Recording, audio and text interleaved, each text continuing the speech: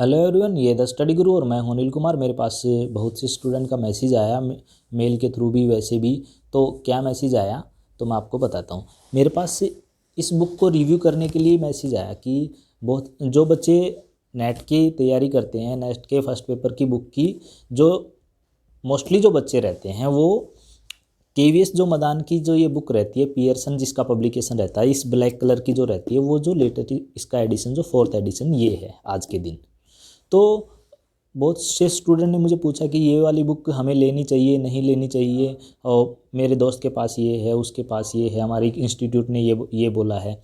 तो वैसे जहाँ तक मेरा आइडिया है कि ये वाली बुक ही मोस्टली इंस्टीट्यूट और मोस्टली बच्चे इस प्रीफर करते हैं। फिर भी मैं इसको परचेज़ करके ले आया। मैंने ये देखने के लिए कि हाँ, लेटेस्ट एडिशन कैसा एडिशन, अगर मैं किसी को बताऊं या किसी को मैं रेफ़र करूँ, अगर उसने मेरे से पूछा है तो सही है नहीं है, अगर मेरे पास है ही नहीं तो मैं वैसे कैसे वो कर दे किसी को, मतलब ऐसे कैसे रिव्यू करके बता सकता हूँ अपने मन से ही। मैंने जब जेआरएफ किए थे तो वो बहुत टाइम पहले किए थे, उस टाइम पे अलग टाइम था, अब अलग टाइम है। तो मैं ये वाली बुक लेके आया।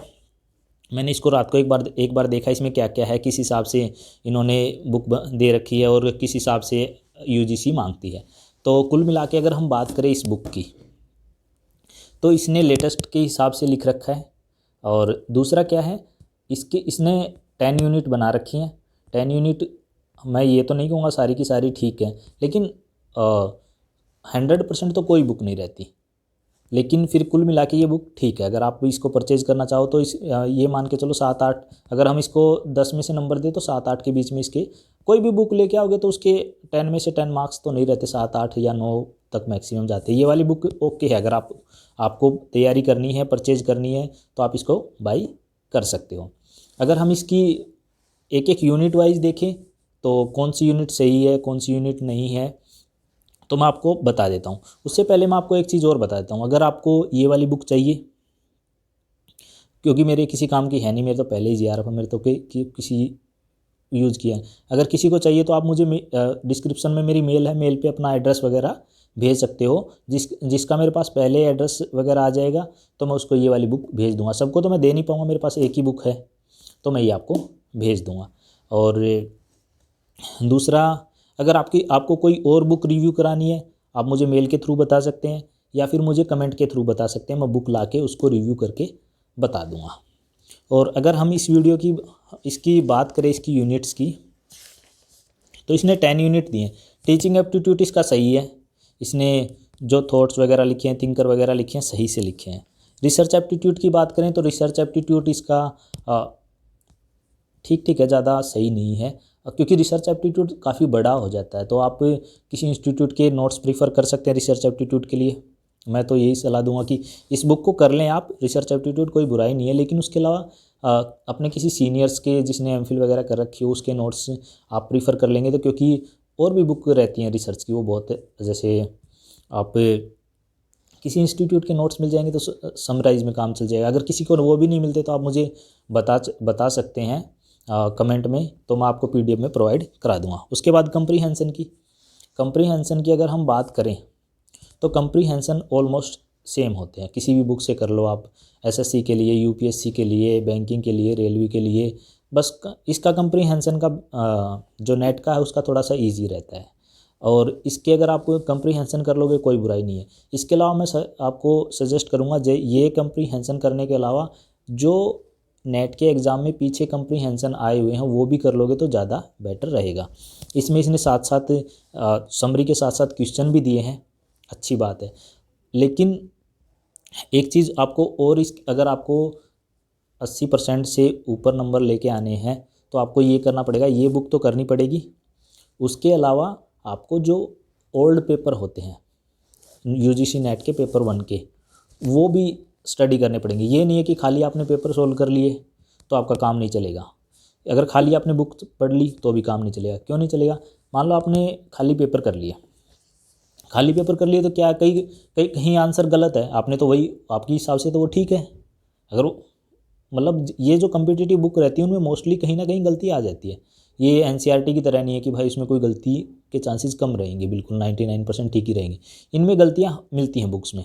तो अगर आपने खाली आंसर लगा लिए गलत था आपके हिसाब से तो ठीक है। अगर वो किसी क्वेश्चन में डायरेक्टली इनडायरेक्टली आ गया आप तो फंस गए। तो अगर आपने खाली बुक पढ़ ली, बुक में भी कई मिस्टेक्स हो जाती हैं जो कम्पिटिटिव होती हैं, उनमें आपने बुक पढ़ ली, आप बुक में कहीं गलत था, आप एग्जाम देने चले गए, क्वेश्चन आ गया आपका तो गलत हो गया।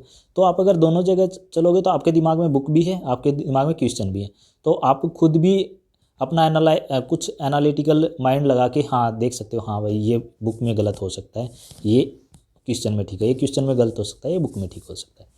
ठीक है जी। उसके बाद अगर कम्युनिकेशन की बात करें, कम्युनिकेशन इसमें ओके है। और अगर आपको और ज़्यादा अच्छा करना है तो कम्युनिकेशन की एक बुक आती है, आप बीकॉम सेकेंड ईयर में लगती है, बीबीए सेकेंड ईयर में लगती है, तो उसको फर्स्ट ईयर में भी लगती है कई जगह पे, उसको देख सकते हो। उसमें से जो इन्होंने सिलेबस दे रखा खाली वो सिलेबस दे रखा है खाली वो देखना, उससे ज़्यादा नहीं देखना। अगर आप बोलोगे तो मैं नेट के फर्स्ट पेपर के सिलेबस का भी एक वीडियो अलग से बना दूंगा कि क्या क्या आपको सिलेबस करना है, अगर आप कोई मुझे बताएंगे तो, अदरवाइज तो नहीं, मैं फिर बुक के रिव्यू पे ही बता दूंगा किसी को।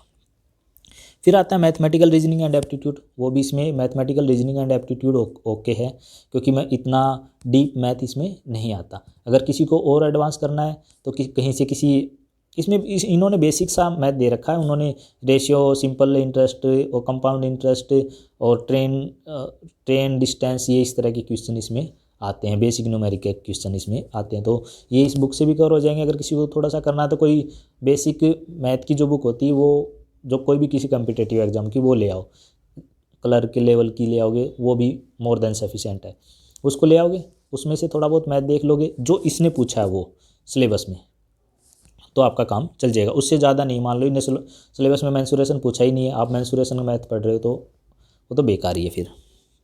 फिर है लॉजिकल रीजनिंग। लॉजिकल रीजनिंग इसकी ठीक है, कहीं किसी और नोट्स आपको करने हैं कर सकते हो, नहीं तो इस बुक में से कर लोगे मोर देन सफिशिएंट है। पीछे के एग्जाम पेपर करोगे आपका काम चल जाएगा, नेट में इतना ही रहता है। डाटा इंटरप्रिटेशन भी इसकी ठीक है।